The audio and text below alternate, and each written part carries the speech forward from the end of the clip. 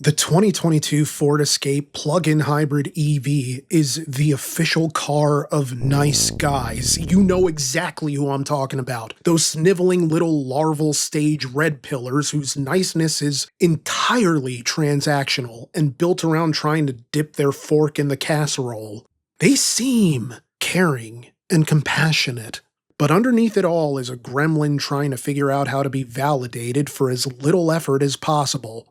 And in that way, this car will sell you on the notion that it's sensible, it's safe, it's worthy. But then you give him a chance, and what you get is an experience so painfully mid, it's like they motorized the sensation of eating chain restaurant chicken wings. I mean, it's okay, I guess, but this isn't the mom and pop deli around the corner making lemon pepper wet. Yet, in classic nice guy fashion, this doesn't just stop at being blandly undesirable. It's simultaneously needy while oozing entitlement. That because it's perfectly acceptable, it therefore deserves to be desired. And look, being the safe option has never made anybody's pants shift around, but a nice guy will be out here in these hot streets talking about I can treat you better, and then your reward for giving him a chance is being late to every function involving your family. Ford Escape Hybrid. I used to work at Best Buy, and also I still work at Best Buy. Now let's watch a bunch of grind set videos with Thomas Shelby in the thumbnail. The mediocrity almost feels intentional, like Ford executives sat up there in their Michigan mind palace conjuring up how best to create something that evokes nothing. It's like they started from the premise of a car for somebody experiencing their first day on Earth every single day, and then started building from there. The Ford Escape plug-in hybrid EV is a futuristic car that promises a future of limited participation. The world is overstimulating, people are peopling too hard, the 6th family member this month has a birthday coming up, and work is asking you to do stuff again. Well, here you go. Here's your sensory deprivation pod, colorless and mute. We're Ford. We'll break down so you don't have to. It would almost be kind of genius if Ford really did decide to market to the overstimulated by saying, here you go, it's your favorite. Less. Except, well, I think there's a lot more going on underneath the surface here. And they say nice guy. Go and drive a plug-in hybrid, nice guy. Ford night lobbies that way. 2022 Ford Escape plug-in hybrid EV, the official car of gas station chicken Caesar wraps.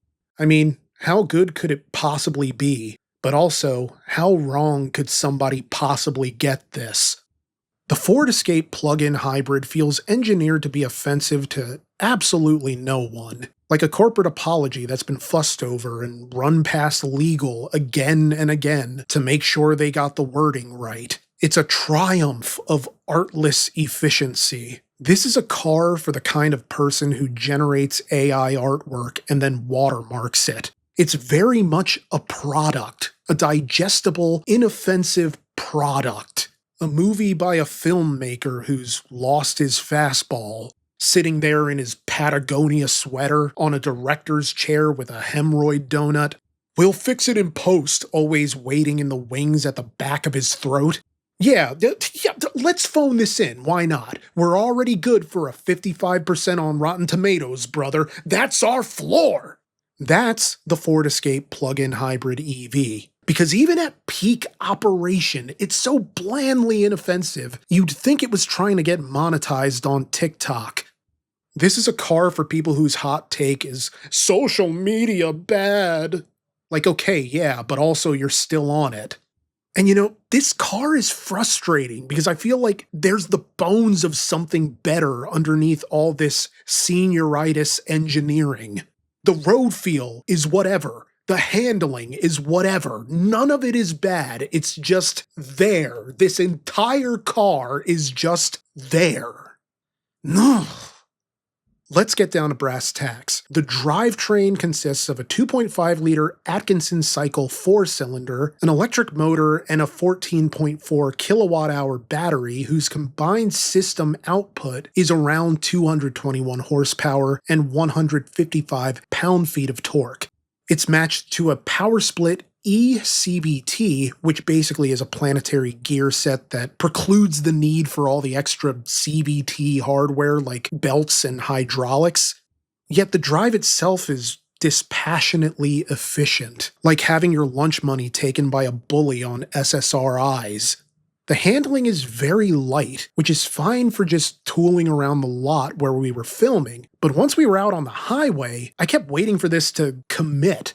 It's not exactly fast, although it's not sluggish either. Acceleration has the urgency of a swinger changing his mind after his wife already left. You're fast, but you're not going to get there in time, my friend. What I would say is that this feels kind of floaty, like it's tuned for comfort more than for handling or road feel, which is fine because, in fairness, it's not positioned as a performance car. It's positioned as a practical hybrid SUV intended to represent a cross-section between rugged usability and daily driver appeal. Internal combustion married to the long-term fuel savings of an EV, a sort of best of both worlds. I'm not sure the point is to be interesting or even engaging. It's to be agreeable, unchallenging, and incapable of letting you down because it's not promising anything more than a low-frills option for husbands whose dream vacation is an unbothered trip to his own bathroom. For all the flack I gave to the 2004 Ford Escape I reviewed, that had an endearing kind of character to it. An SUV that thought it was a sedan, a Ford Cruiser with off-road ambitions and a Mazda soul. But this is a homogenized product, just uninspired engineering upholstered in hard Lego store plastics. Yeah, you buy it to save money, but people cut their own hair to save money, and that's not a great idea either.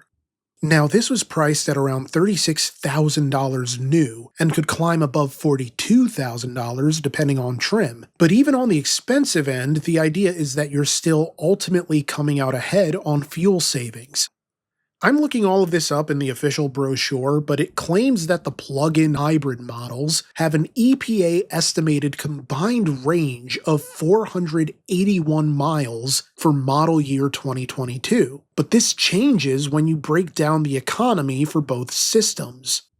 EV efficiency is around 105 mpge, so miles per gallon equivalent, while fuel economy tops out at 40 miles per gallon on gasoline. Electric-only range is 37 miles, which is better than the 32 miles achieved by such options as the plug-in hybrid 2022 Hyundai Tucson and 2022 Kia Sorento. Yet, despite having a 60-mile round-trip commute to work, my fantastic volunteer Ryan has only had to fill up gas twice so far in 2026. Great, right? Well, not exactly. You see, for as good as that mileage is, it should be better. But his overall efficiency is far more limited than it ought to be because of a system error that prevents him charging past 80%. And this ties into how many problems this car has had.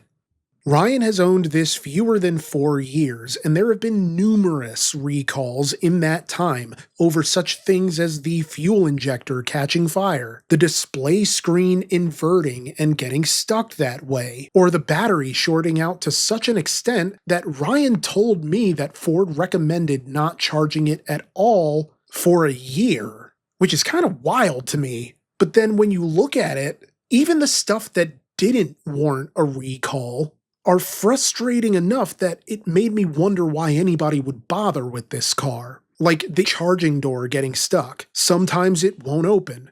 Sometimes it won't close. And as Ryan discovered, if you can't close it, you can't drive it because the car wouldn't let him go anywhere while the charge door was open. So he had to take the heat gun to this thing countless times. And while these are just one person's experiences and not universal to every Escape plug-in hybrid, I do think they illustrate a car that probably needed more time in development. I mean, at its best, at its absolute best, it does enough to feel modern and practical and even pleasant because it doesn't leave enough of an impression to make you notice that it's underwhelming you. But at its worst, this is a needy machine, constantly asking for accommodation rather than simply making your life easier. Okay, so you save on fuel, but how many more recalls can I anticipate? What are our odds of catching fire today? You gonna link the app this time, or are you going to lag again? These issues have the potential to stack, one on top of the other, until they're piled higher than one of those trendy hipster bar hamburgers that's meant to be photographed instead of eaten. Because even without the recalls, you're still being treated to a painfully mid-tier experience. You'd think a plug-in hybrid SUV would have been a layup for Ford, especially with fuel costing what it does, and people looking for a car that's versatile enough to be a good daily while offering more utility than just some standard sedan or even just some standard SUV. I'm not surprised that production costs were high, but I am surprised that it still feels this cheap, and that it feels this disinterested in showing any signs of life beyond bare minimum functionality. This is a car that projects an attitude of cooperation and partnership, but ends up controlling you through its neediness. And that brings me back to the nice guyification of the internal combustion Escape. A car that, while not some paragon of engineering excellence, still felt substantial by comparison to this. The Escape plug-in hybrid bites off more than it can chew, like they wanted to make a RAV4 hybrid and just gave up halfway because it would require too much work. Maybe in that sense, it isn't the Escape plug-in hybrid that's the nice guy, it's Ford themselves, because nice guys always try and outkick their coverage, then rage quit when they come up short. And Ford is doing the same thing here, as 2026 is reportedly going to be the last model year for the Escape. And by accepting and moving on, Ford is already taking rejection better than any nice guy you're likely to ever meet. But that doesn't really absolve Ford from making this seem like a much more low-stress, capable car than it actually is. And I get that advertising isn't always about marketing to a consumer's tastes, but trying to convince them to buy something they might not have considered before. Because you don't need to improve yourself or work on your desirability if you can simply convince someone to accept less. But wearing somebody down is not the same thing as winning them over. Okay, so you got them to accept a car that's good enough because it's available and it makes sense. Being chosen doesn't suddenly make the thing that's chosen great. And the Escape feels like a car that never achieves whatever potential it might have had because trying was beneath its dignity. Yet, in that sense, it can never lose precisely because it wasn't really trying. It's just doing enough to get by. The Ford Escape plug-in hybrid EV is a car that doesn't know how to win because its idea of victory is simply not being defeated.